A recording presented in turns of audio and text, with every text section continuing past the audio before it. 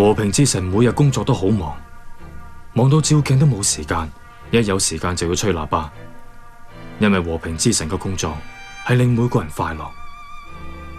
和平之神每日嘅工作都好忙，忙到照鏡都冇時間，有時間就放出神奇水。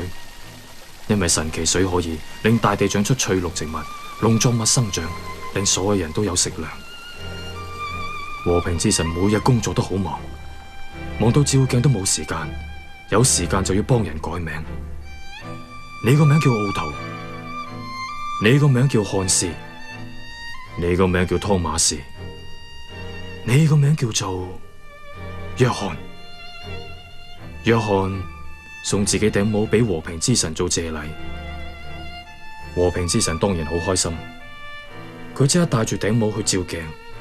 就係咁，和平之神第一次照鏡，但係鏡中影出嚟嘅竟然係惡魔嘅猙獰面目。世上係有惡魔，你就係我，我就係你，點算好？呢隻惡魔一日存在，呢個世界都唔會和平。點算好？點算好？和平之神方寸大亂，知唔知佢點樣做？我就知道個結果係點樣。你估唔估得到？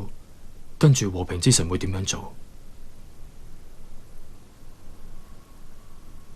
我知道。